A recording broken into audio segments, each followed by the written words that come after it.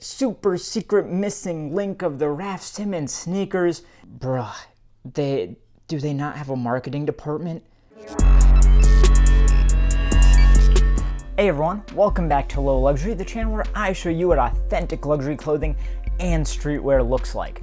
But today our video is going to be a little bit different because I do have a piece to look at. That part is the same as always, but we're not going to be taking a look at every last detail like we normally would. We're definitely going to check them out. We're going to get a good look, but it's not the normal kind of legit check video.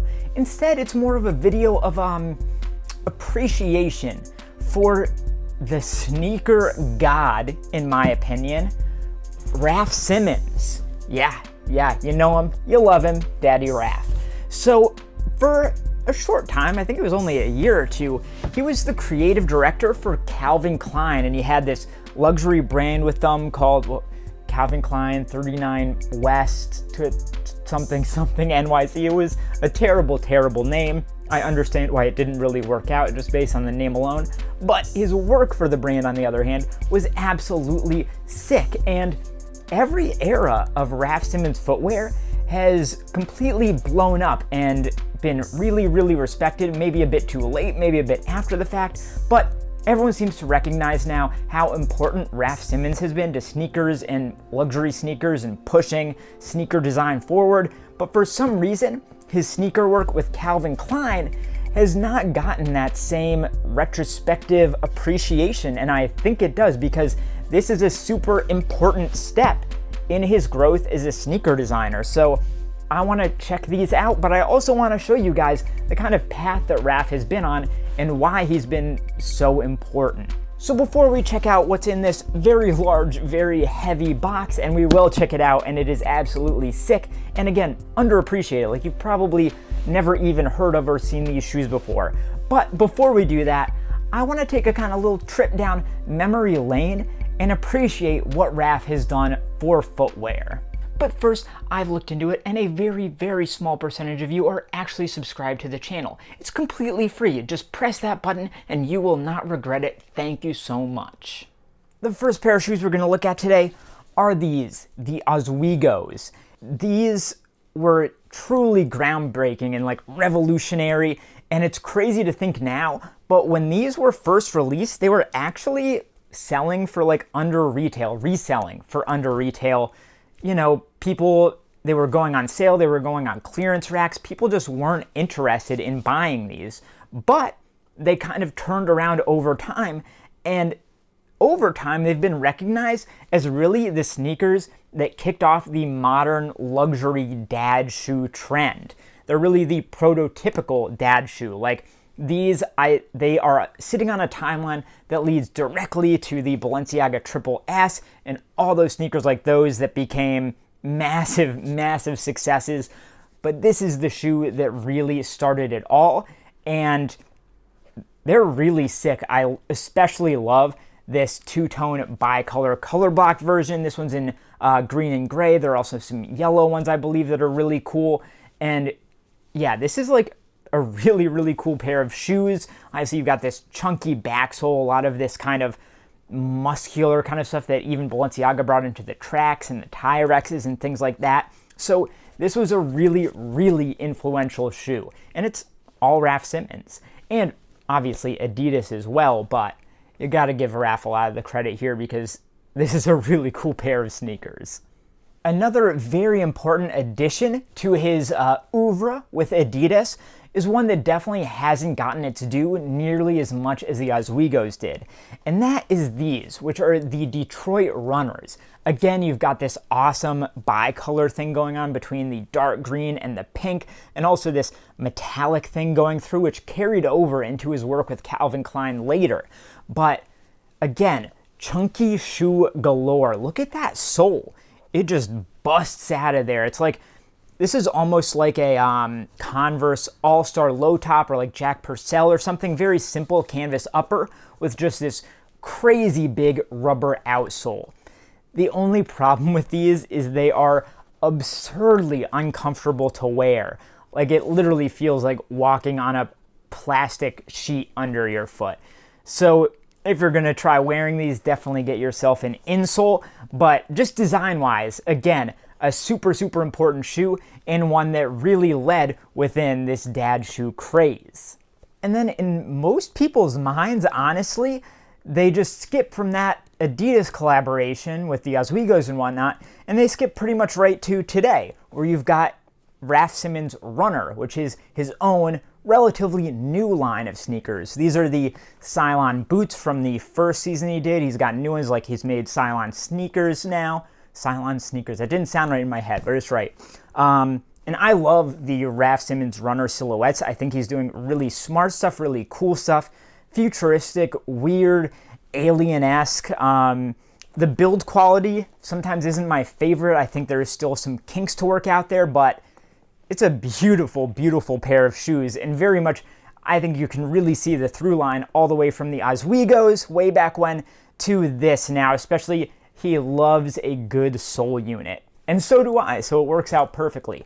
But there is a pretty big chunk of time missing there that people don't really talk about.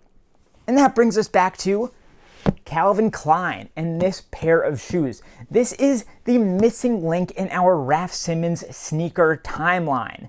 And again, it's a very important step in that timeline, an important link in the chain, if you will. So I think it's time that we check these bad boys out.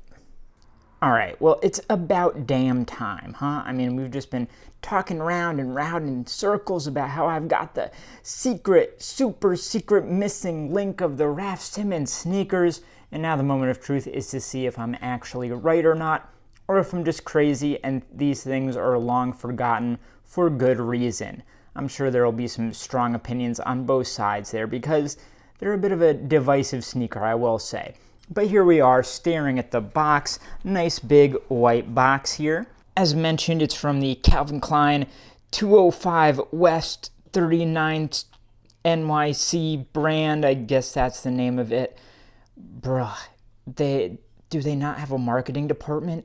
Anybody could tell them that that was not going to work, but they did it anyway. Whose idea was it? Ugh. And finally, a little hint as to what they look like there. So these are the Candor 7 sneakers in fluo orange, fluorescent orange, size 42.5. That's, of course, European sizing. So now that you've gotten a taste with that little kind of drawing outline wireframe thing, let's open this box up. Moment of truth, if I can get the top of that box off. And there you have them. As it said on the sticker, very much a very fluorescent orange. Oh my God. Got a nice little dust bag here. If you're paying this much for sneakers, they better come with a damn dust bag, I'll just say that much. You know what? They are used sneakers, but they definitely have that new sneaker smell. I'll give them that. So there you have it. Clearly, Raf Simmons' love of big sole units continues here. He kept playing with it in these. You've even got this little interesting like zigzag insert in there in rubber. That's a kind of weird one. We've also got this like, I don't know, like snapback thing going around the back of it. It serves absolutely no purpose. It's actually kind of pretty dumb and useless, but cool at the same time. It's all branded and everything, so why not? I'm here for it.